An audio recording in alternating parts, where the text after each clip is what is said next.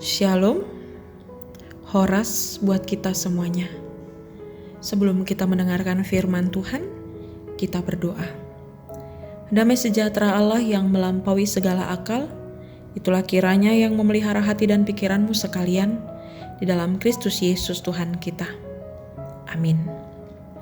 Bapak, Ibu, Saudara-saudari yang terkasih di dalam Kristus Yesus, firman Tuhan yang menyapa kita di hari Minggu 28 Februari ini tertulis di dalam Roma 4 ayat 13 sampai dengan ayat 25. Demikianlah firman Tuhan. Sebab bukan karena hukum Taurat telah diberikan janji kepada Abraham dan keturunannya bahwa ia akan memiliki dunia, tetapi karena kebenaran berdasarkan iman. Sebab jika mereka yang mengharapkannya dari hukum Taurat menerima bagian yang dijanjikan Allah, maka sia-sialah iman dan batallah janji itu. Karena hukum Taurat membangkitkan murka, tetapi di mana tidak ada hukum Taurat, di situ tidak ada juga pelanggaran.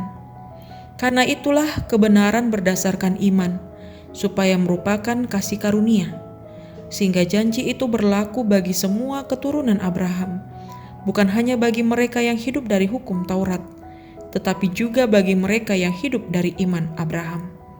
Sebab Abraham adalah bapa kita semua.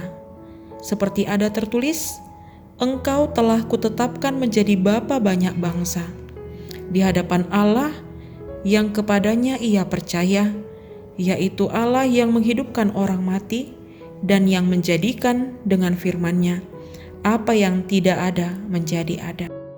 Sebab sekalipun tidak ada dasar untuk berharap, namun Abraham berharap juga dan percaya bahwa ia akan menjadi bapa banyak bangsa, menurut yang telah difirmankan, demikianlah banyaknya nanti keturunanmu.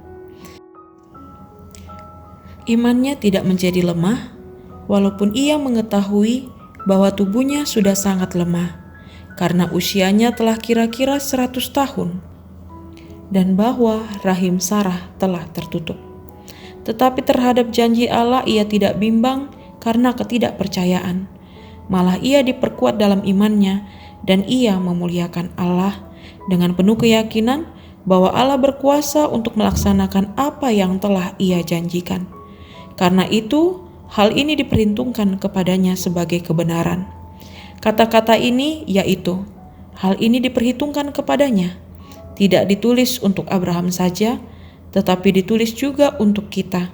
Sebab kepada kita pun Allah memperhitungkannya, karena kita percaya kepada Dia yang telah membangkitkan Yesus Tuhan kita dari antara orang mati, yaitu Yesus yang telah diserahkan karena pelanggaran kita dan dibangkitkan karena pembenaran kita. Demikianlah firman Tuhan. Jemaat yang terkasih di dalam Kristus Yesus, topik minggu kita hari ini membahas tentang Allah memperhitungkan iman orang percaya. Sama seperti cerita berikut ini. Seorang pemain akrobat membuat sebuah pertunjukan yang sangat spektakuler. Dia dapat menyeberang seutas tali yang direntangkan dari satu sisi ke sisi yang lainnya, dan dari tempat yang sangat tinggi sekali. Orang yang menontonnya di bawah begitu sangat banyak, dan mereka menahan napas mereka ketika melihat sang pemain akrobat mulai berjalan langkah demi langkah di seutas tali tersebut. Sungguh sangat menegangkan, dan akhirnya si pemain akrobat berhasil langkah demi selangkah melewati seutas tali tersebut. Tidak hanya sebalik, tapi juga bolak-balik, membuat semua penonton bertepuk tangan terkagum-kagum. Kemudian si pemain akrobat berkata, "Saudara-saudara sudah melihat saya mampu menyeberangi seutas tali dari tempat yang tinggi ini. Anda semua percaya kalau saya akan mampu melakukannya lagi?" Tanya sang pemain akrobat. Semua penonton berkata, "Ya, kami percaya," secara serempak.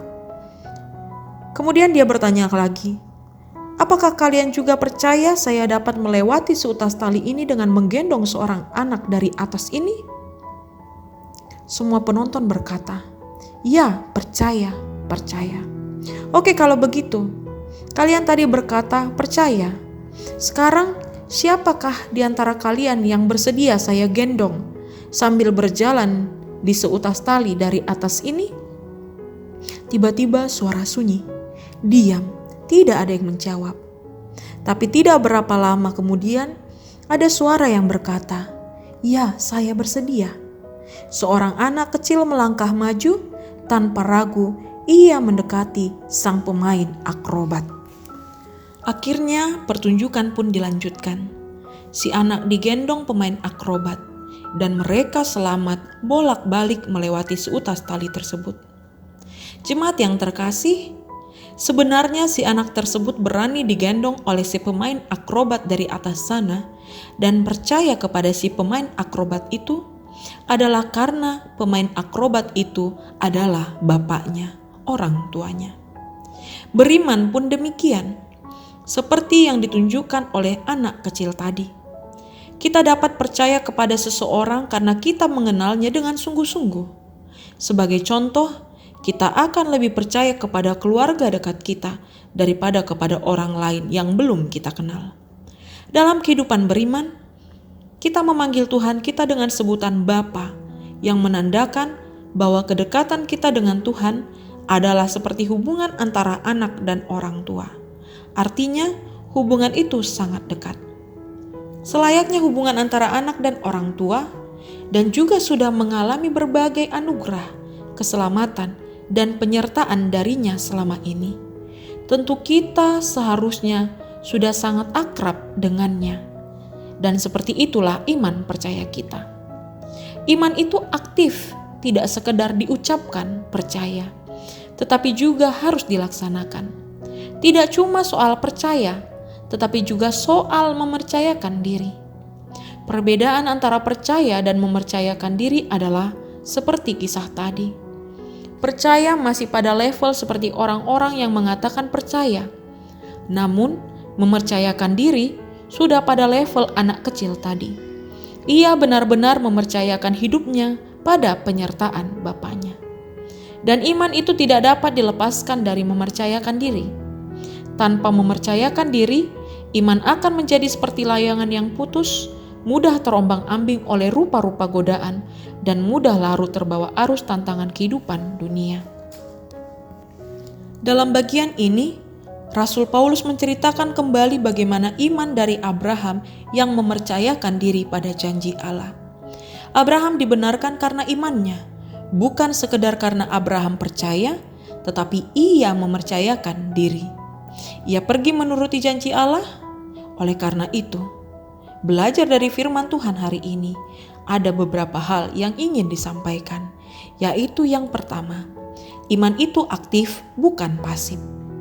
Saudara yang terkasih, mungkin kita sudah tahu patung Tugu Pancoran, bahkan mungkin kita sudah pernah melihat patung Tugu Pancoran. Luar biasa patung ini. Meskipun sudah diciptakan sejak tahun 60-an, tetapi patung ini masih bertahan sampai sekarang. Ia kokoh, tetap tegak. Namun sayang sekali, dari dulu ia hanya seperti itu saja. Ia pasif. Dalam beriman hendaknya kita tidak seperti patung, kokoh namun pasif, tidak bergerak.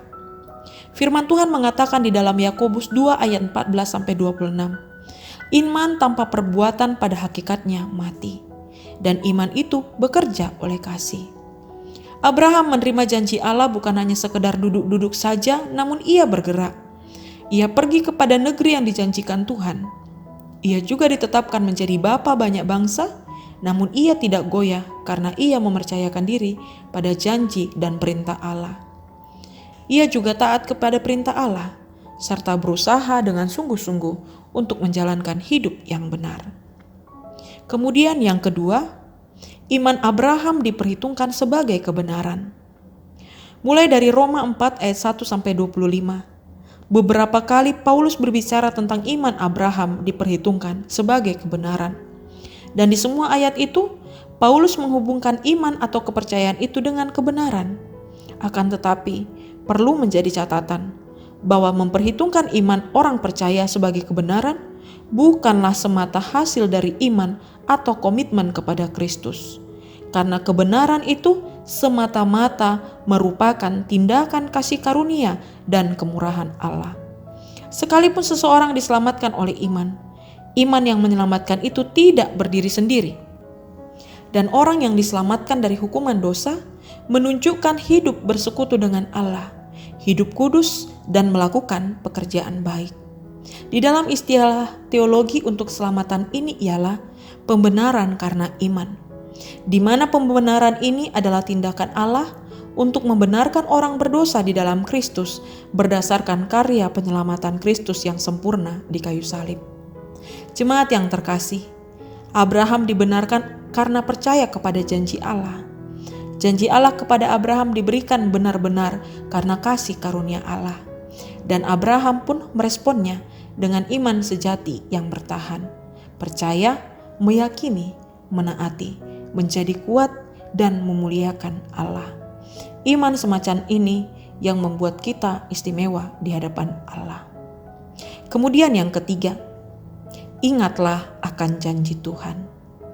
Saudaraku, saat ini diajarkan kepada kita bahwa Allah membenarkan manusia hanya karena iman kepada janjinya yang penuh rahmat. Sasaran iman kita adalah Yesus Kristus yang telah mati untuk kita dan telah bangkit kembali. Oleh sebab itu saudaraku, bagaimana dengan iman kita saat ini? Ingatlah, kita diperhitungkan untuk diselamatkan hanya karena iman kita. Oleh karena itu, minggu kita bernama reminiscere, yang artinya ingatlah. Kalau di dalam bahasa Inggris dikatakan remember. Ingatlah segala rahmat-Mu dan kasih setiamu ya Tuhan. Mazmur 25 ayat 6. Allah selalu mengingat akan janji dan kasih setianya kepada umat-Nya. Oleh karena itu, kenapa kita masih ragu saat cobaan menerpa hidup kita? Kita mengatakan percaya, namun kita bimbang dan tidak mempercayakan diri pada Allah. Kita berdoa, namun kita tidak mengimani doa kita itu. Kita ingat perkataan Tuhan Yesus di dalam Matius 9 ayat 22. Teguhkanlah hatimu, hai anakku, imanmu telah menyelamatkan engkau. Amin. Demikian Bapak Ibu, kiranya kita selalu dalam keadaan sehat, sukacita, dan diberkati oleh Tuhan. Horas.